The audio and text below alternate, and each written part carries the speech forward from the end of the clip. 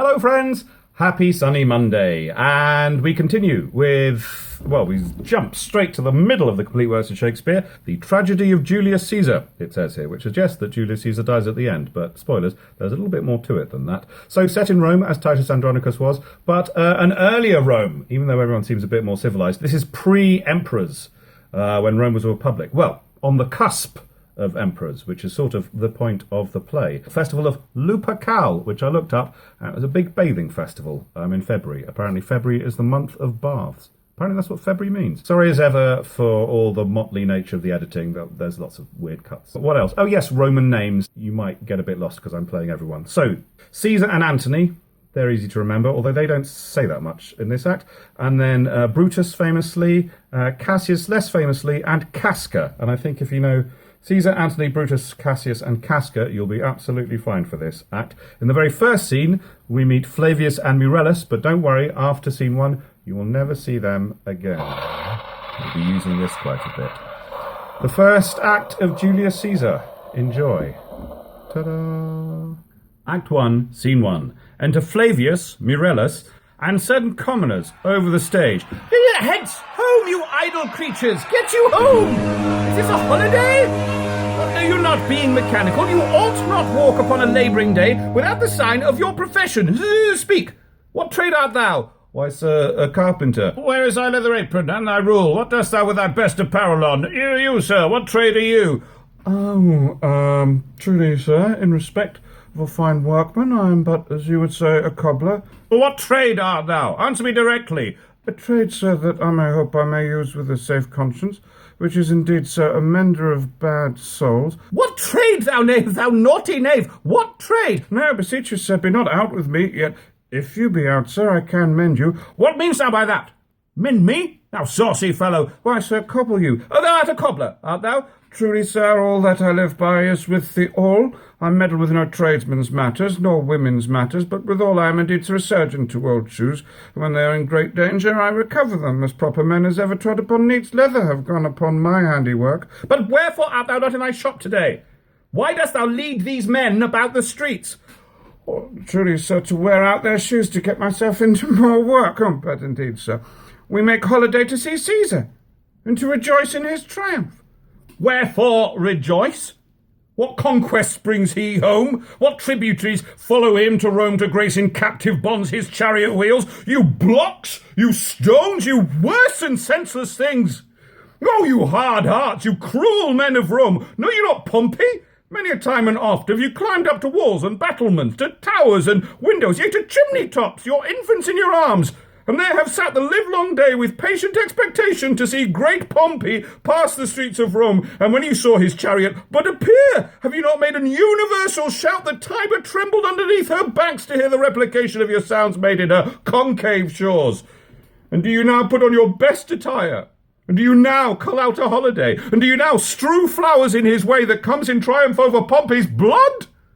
Oh, be gone! Run to your houses, fall upon your knees, pray to the gods to intermit the plague that needs must light on this ingratitude. Go, good countrymen, and for this fault assemble all the poor men of your sort, draw them to Tiber banks, and weep your tears into the channel till the lowest stream do kiss the most exalted shores of all. Excellent, all the commoners. See, where their basest metal be not moved, they vanish tongue-tied in their guiltiness. Go you down that way towards the capital, this way will I. Disrobe the images if you do find them decked with ceremonies. May we do so? You know it is the feast of Lupercal. It's no matter. Let no images be hung with Caesar's trophies. I'll about and drive away the vulgar from the streets, so do you too where you perceive them thick. These growing feathers plucked from Caesar's wing will make him fly an ordinary pitch, who else would soar above the view of men and keep us all in servile fearfulness. Excellent. Scene 2. Loud music. Enter Caesar, Antony stripped for the course. Calpurnia, Caesar's wife, Portia, Decius, Cicero, Brutus, Portia's husband, Cassius, Casca, a soothsayer, a throng of citizens, after them Murellus and Flavius. Caesar, Calpurnia, Casca, be so, Caesar speaks. Music ceases. Calpurnia, here, my lord. Stand you directly in Antonio's way when he doth run his course. Antonio, Caesar, my lord. Forget not in your speed, Antonio, to touch Calpurnia, for our elders say the Baron touched in this holy chase shake off their sterile curse. I shall remember. When Caesar says, do this, it is performed. Well, set on, and leave no ceremony out. Music! Caesar! That hill calls? Casca. Bid every noise be still. Peace, yet again. Music ceases. Who is it in the press that calls on me? I hear a tongue shriller than all the music cry Caesar. Speak, Caesar is turned to hear. Soothsayer. Beware the Ides of March! What man is that? Brutus. A soothsayer bids you beware the Ides of March. Well, set him before me. Let me see his face. Cassius. Fellow, come from the throng. Look upon Caesar. The soothsayer comes forward. What sayest thou to me now? Speak once again. Beware the Ides of March. He's a dreamer. Let us leave him. Pass, Senate. Exeunt all but Brutus and Cassius. You go see the order of the course. Not I. I pray you, do. I'm not gamesome. I do lack some part of that quick spirit that is in Antony. Let me not hinder Cassius your desires. I'll leave you. Brutus, I do observe you now of late. I have not from your eyes that gentleness and show of love as I was wont to have. You bear too stubborn and too strange a hand over your friend that loves you. Cassius, be not deceived. If I have veiled my look, I turn the trouble of my countenance merely upon myself. Vexed I am, of late, with passions of some difference, conceptions only proper to myself, which give some soil, perhaps, to my behaviours. But let not therefore my good friends be grieved, among which number Cassius be you one, nor construe any further my neglect than that poor Brutus with himself at war forgets the shows of love to other men. Then, Brutus, I have much mistook your passion, by means whereof this breast of mine hath buried thoughts of great value, worthy cogitations. Tell me, good Brutus, can ye see your face? No, Cassius, for the eye sees not itself, but by reflection, by some other things. Well, it is just. And it is very much lamented, Brutus, that you have no such mirrors as will turn your hidden worthiness into your eye, that you might see your shadow. I have heard where many of the best respect in Rome, except immortal Caesar, speaking of Brutus and groaning underneath this age's yoke, have wished that noble Brutus had his eyes. Into what dangers would you lead me, Cassius, that you would have me seek into myself for that which isn't in me? Therefore, good Brutus, be prepared to hear. And since you know you cannot see yourself so well as by reflection, I, your glass, will modestly discover to yourself that of yourself which you yet know not of. And be not jealous on me, gentle Brutus. Were I a common laughter, did use to stale with ordinary oaths my love to every new protester, if you know that I do fawn on men and hug them hard and after scandal them, or if you know that I profess myself in banqueting to all the rout, then hold me dangerous. Flourish, and shout within. What means this shouting? I do fear the people choose Caesar for their king. Why do you fear it? Then must I think you would not have it so. I would not, Cassius, yet I love him well. But if you do hold me here so long, what is it that you would impart to me, if it be aught toward the general good? Set honour in one eye and death in the other, and I will look on both indifferently. For let the gods so speed me, as I love the name of honour more than I fear death. I know that virtue to be in you, Brutus, as well as I do know your outward favour. Well, honour is the subject of my story. I cannot tell what you and other men think of this life, but for my single self, I'd as lief not be as live to be in awe of such a thing as I myself. I was born free as Caesar, so were you. We have both fed as well, and we can both endure the winter's cold as well as he. For once, upon a raw and gusty day, the troubled Tiber chafing with her shore, said Caesar to me, Darest thou, Cassius, now leap in with me into this angry flood and swim to yonder point. Upon the word, accoutred as I was, I plunged in and bade him follow. So indeed he did. The torrent roared, and we did buffet it with lusty sinews, throwing it aside and stemming it with hearts of controversy. But ere we could arrive the point proposed, Caesar cried, Help me, Cassius, or I sink! Aye! As Aeneas, our great ancestor, did from the flames of Troy upon his shoulder the old Anchises bear, so from the waves of Tiber did I, the tired Caesar. And this man is now become a god? And Cassius is a wretched creature, and must bend his body if Caesar carelessly but nod on him. He had a fever when he was in Spain, and when the fit was on him, I did mark how he did shake. Oh, it is true, this god did shake. His coward lips did from their colour fly, and that same eye whose bend doth o'er the world did lose his lustre. I did hear him groan, aye, and that tongue of his that bade the Romans mark him and write his speeches in their books. Alas, it cried, Give me some drink, Titinius, as a sick girl. Ye gods! It doth amaze me a man of such a feeble temper should so get the start of the majestic world and bear the palm alone. Flourish and shout within. Another general shout. I do believe that these applauses are for some new honours that are heaped on Caesar's. Why, man, he doth bestride the narrow world like a colossus, and we petty men walk under his huge legs and peep about to find ourselves dishonourable graves. Men at some times were masters of their fates. The fault of Brutus is not in our stars, but in ourselves that we are underlings. Brutus and Caesar. What should be in that Caesar? Why should that name be sounded more than yours? Write them together, yours is as fair a name. Sound them, it doth become the mouth as well. Weigh them, it is as heavy. Conjure with them, Brutus will start a spirit as soon as Caesar. Now in the names of all the gods at once, upon what meat do this our Caesar feed, that he's grown so great? Age, thou art shamed. Rome, thou hast lost the breed of noble bloods. When went there by an age since the great flood, but it was famed with more than with one man? When could they say till now that talked of Rome, that her wide walls encompassed but one man? Now is it Rome indeed, and Rome enough when there is in it but one only man? Well, you and I have heard our fathers say there was a Brutus once that would have brooked the eternal devil to keep his state in Rome as easily as a king. But that you do love me, I am nothing jealous. What you would work me to, I have some aim. How I have thought of this, and of these times, I shall recount hereafter. For this present I would not, so with love I might entreat you be any further moved. What you have said, I will consider. What you have to say, I will with patience hear, and find a time both meet to hear and answer such high things. Till then, my noble friend, chew upon this. Brutus had rather be a villager than to repute himself a son of Rome under these hard conditions as this time is like to lay upon us. I'm glad that my weak words have struck but thus much show of fire from Brutus. Music. Enter Caesar and his train. The games are done, and Caesar is returning. As they pass by, pluck Casca by the sleeve, and he will, after his sour fashion, tell you what hath proceeded. Worthy note today. I will do so, but look you, Cassius, the angry spot doth glow on Caesar's brow, and all the rest look like a chidden train. Calpurnia's cheek is pale, and Cicero looks with such ferret and such fiery eyes, as we have seen him in the Capitol being crossed in conference by some senators. Casca will tell us what the matter is. Caesar. Antonio! Caesar! Let me have men about me that are fat, sleek-headed men, and such as sleep o' nights. Yon Cassius is a lean and hungry look. He thinks too much. Such men are dangerous. Fear him not, Caesar. He is not dangerous. He is a noble Roman and well given. Would he were fatter, but I fear him not.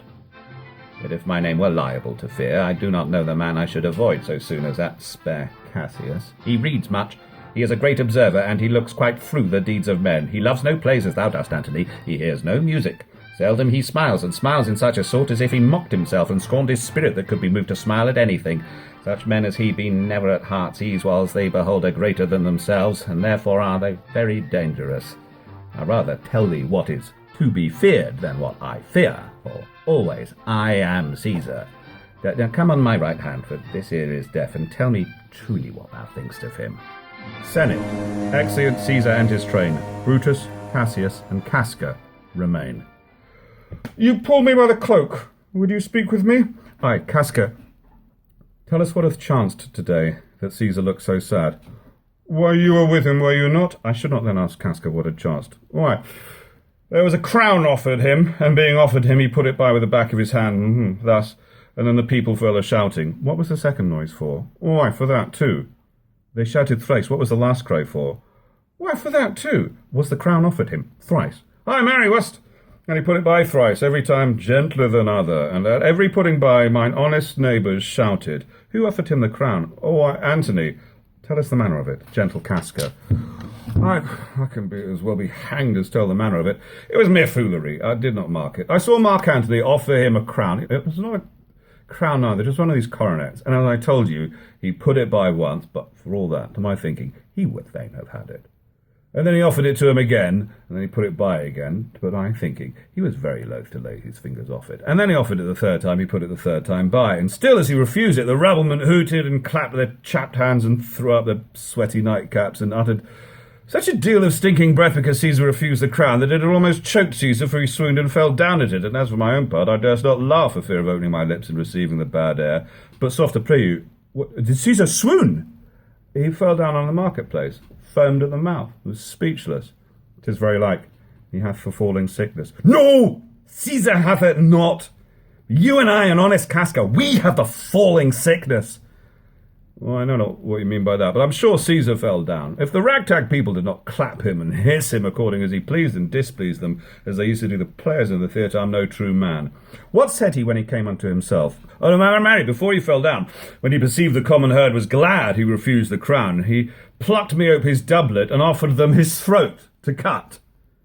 And I had been a man of any occupation. If I would not have taken him at a word, I would have might go to hell among the rogues. And so he fell. When he came to himself again, he said, if he had done or said anything amiss, he desired their worships to think it was his infirmity. 3 or 4 wenches where I stood cried, Alas, good soul, and forgave him with all their hearts. But there's no heed to be taken of them. If Caesar had stabbed their mothers, they'd have done no less.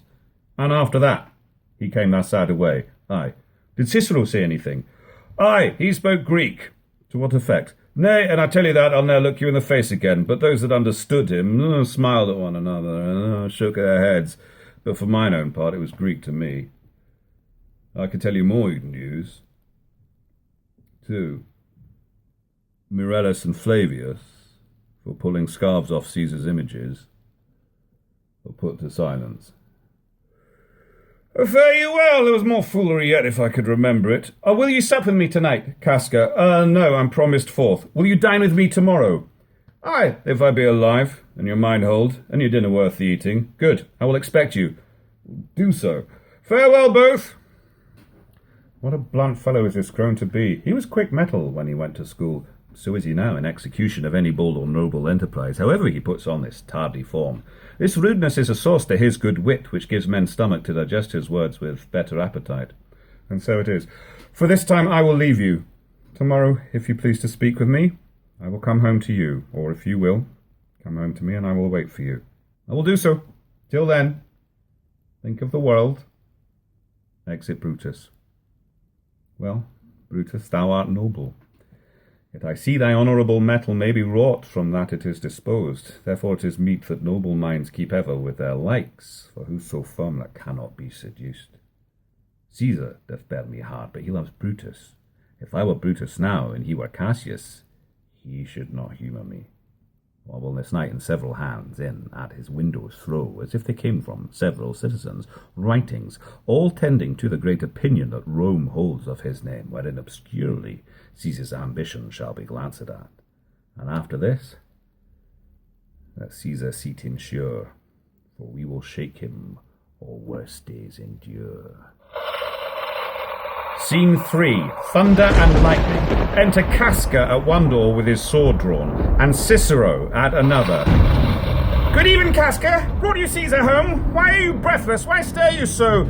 Are you not moved when all the sway of earth shakes like a thing uniform, O Cicero? I've seen tempests when the scolding winds have rived the knotty oaks, and I have seen the ambitious ocean swell and rage and foam to be exalted with the threatening clouds, but never till tonight, never till now, did I go through a tempest dropping fire.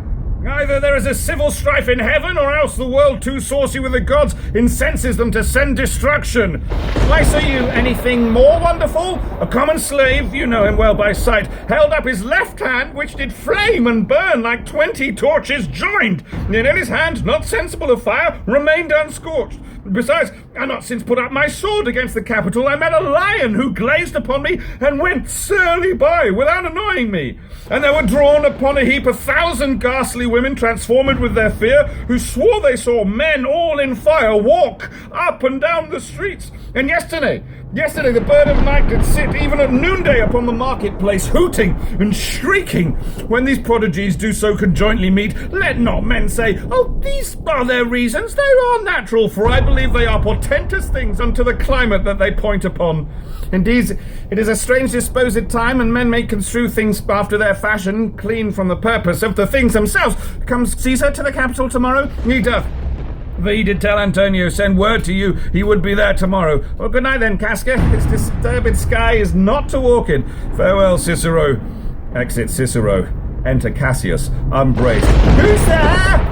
A Roman. Casca, by your voice! Oh, your ear is good. Cassius, what night is this? A very pleasing night to honest men. Whoever knew the heavens menace so? Those that have known the earth so full of faults. For my part, I've walked about the streets submitting me unto the perilous night, and thus unbraced, Casca, as ye see, have bared my bosom to the thunderstone. And when the cross blue lightning seemed to open the breast of heaven, I did present myself even in the aim and very flash of it. But wherefore did you so much tempt the heavens? It is the part of men to fear and tremble when the most mighty gods by token send such dreadful heralds to astonish us. You are dull, Casca. And those sparks of life there should be in a Roman you do want, or else you use not. You look pale and gaze and put on fear and cast yourself in wonder and see the strange impatience of the heavens. But if you would consider the true cause, why all these fires, why all these gliding ghosts, why birds and beasts from quality and kind, why old men, fools and children calculate, why all these things change from their ordinance, their natures, their performed faculties to monstrous quality, why, you shall find that heaven hath infused them with these spirits to make them instruments of fear and warning unto some monstrous state. Now, could I, Casca, name to thee a man most like this dreadful night that thunders, lightens, opens graves, and roars as doth the lion in the Capitol? A man no mightier than thyself or me in personal action, yet prodigious grown and fearful as these strange eruptions are. It is Caesar that you mean, is it not, Cassius? Let it be who it is. For Romans now have thews and limbs like to their ancestors. But woe the while, our fathers' minds are dead, and we are governed with our mother's spirits. Our yoke and suffrage show us womanish. Indeed, they say the senators tomorrow mean to establish Caesar as a king, and he shall wear his crown by sea and land in every place save here in Italy. Cassius, drawing his dagger. I know where I will wear this dagger then. Cassius from bondage will deliver Cassius. Therein, ye gods, ye make the weak most strong. Therein, ye gods, you tyrants do defeat.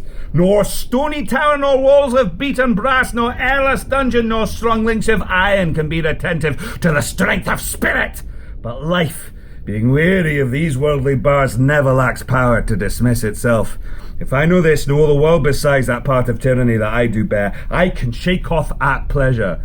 Thunder still. Well, so can I, so every bondman in his own hand bears the power to cancel his captivity. And why should Caesar be a tyrant then? Poor man, I know he would not be a wolf, but that he sees the Romans had but sheep.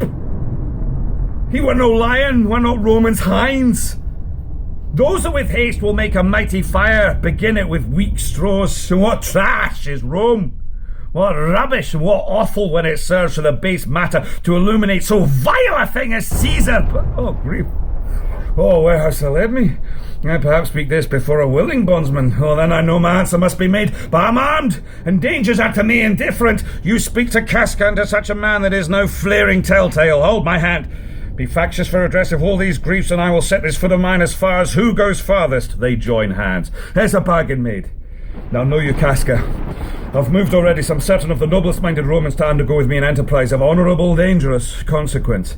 And I do know by this they stay for me in Pompey's porch. For now, this fearful night, there is no stir or walking in the streets, and the complexion of the element in favours like the work we have in hand, most bloody, fiery, and most terrible. Enter Cinna.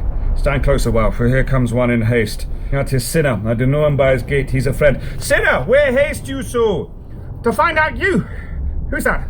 Metellus Simba? No, it's Casca. One incorporate to our attempts. Am I not stayed for, Cinna? I'm glad on it. What a fearful night is this! There's 2 or 3 of us have seen strange sights. Am I not stayed for? Tell me. Yes, you are. Oh, Cassius, if you could but win the noble Brutus to our party. Be you content. Good Cinna, take this paper. He gives Cinna letters.